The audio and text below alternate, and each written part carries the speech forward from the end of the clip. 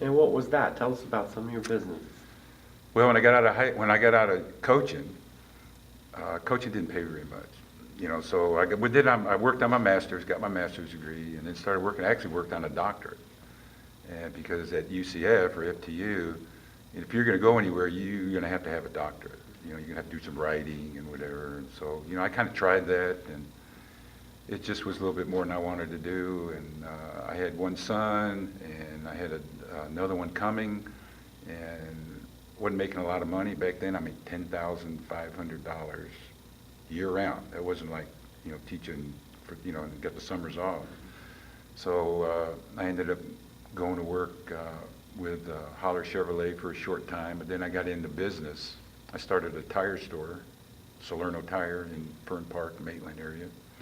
And then I started the Nautilus Fitness Center, Pine Hills, which was right on the corner of Pine Hills Road and Silver Star Road. That's in 1975. And I had a ball. By doing the Nautilus, it kept me in the athletics. Because I always wanted, when I was growing up and when I wanted to go to school, I wanted to coach. I mean, that's what I wanted to do, teach and coach. But I had to make a decision, do I want to maintain that lifestyle or maybe step it up a little bit? And so I made the decision to step it up. But the gym, the fitness center kept me, in the athletics, because I got to train a lot of kids. I trained a lot of Evans athletes, a lot of West Orange athletes. We dealt with a lot of doctors back then. We do a lot of therapy. Now you got to have a registered physical therapist. Back then we did not have to have that. So doctors knew us. They knew me from my background, and because I taught the fitness classes at UCF, or the body development classes at UCF. So they knew we had some background, and so they would send me patients, and it was just a really fun business. And even today, all these years later, like I say, I had that for 20 years, 1975 to about 1995. I see people that worked out at our gym back in the old days, and it's really cool to see these people come up and say, hey, I remember when, and boy, you remember when you used to do this to me, and then you get guys that call you, hey, coach, how you doing? And I love being called coach. Just once a coach, always a coach. And even though I'm a banker now, I'd rather you call me coach than hey, banker, so. So you sounds like you've been involved in the community for many years. Now, did your children grow up and go to school around here? They did. And where did they go? Elementary school, they went to St. Andrews, and then also, I think it was Oak Hill, right up the street, off of Hiawassee. And then my daughter went to Evans. She graduated Evans, and my older son graduated Evans. And then we moved from Pine Hills into Rosemont, which is kind of Pine Hills, but Rosemont, and we were districted for Edgewater. So my younger son went to Edgewater. And what's your favorite thing about living in the Orlando or Pine Hills area? What do you think is the greatest thing about living around here? I love Orlando. Or let's say I like Orlando. I loved Orlando back then. It's just gotten so big, and it's just a different, you had to be there, so to say. And like I said in the beginning, I loved Pine Hills. You talk to people today and you say Pine Hills. Well, there's a little different atmosphere.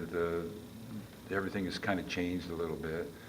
But again, when I grew up, what I loved the most was just the people in Pine Hills. Everybody was down to earth. There were no, wheeler dealers, no facades. It was just, couldn't have got any better.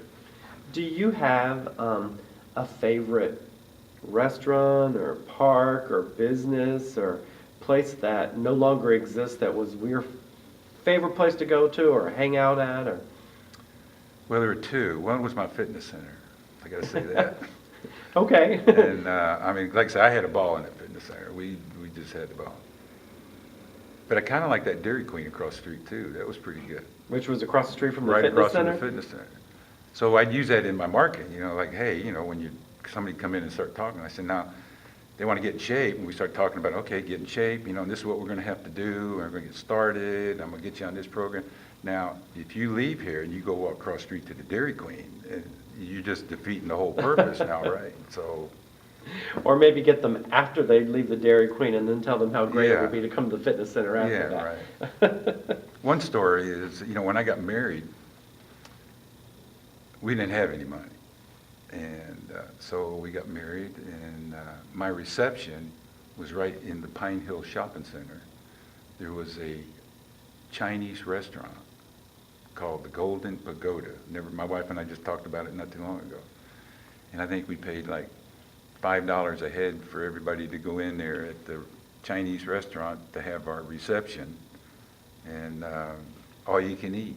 I mean, today, everybody has these, you know, a lot of people have these receptions at country clubs and whatever. Fancy. We were in the Pine Hill Shopping Center at the Golden Pagoda.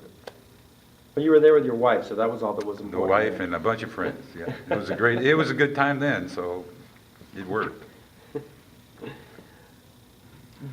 Do you think that, well, you've already said that you've seen a lot of changes in Orlando through the years, so can you tell us how things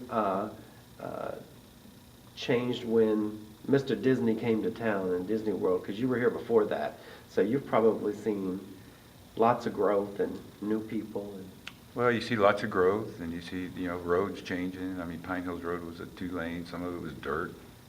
50 was 2 lanes, some of it was dirt. All orange groves. I mean, just orange groves everywhere. You know, now, you know, it's housetops, and it definitely has changed. You know, the small community atmosphere is not there like it was, for sure. You know, it's more commercial, and, you know, there's crime, and, you know, everything that comes with growth has come with Orlando. And what area of town do you live in now? I live in Claremont, actually. Claremont. Kind of went out, for 12 years, kind of went out back to, you know, Claremont still had some of the orange groves, and, you know, some of the old, you know, kind of away from everything, and even though Claremont's starting to grow a lot now too. So, I mean, you're going to get that everywhere, I guess, but there was never anything like Pine Hills. It's just hard to explain. You can talk to people that grew up in Pine Hills, and you probably get the same answer. It's just hard to explain. It was just so cool. Sense of community. Yeah, I mean, it was really, really cool.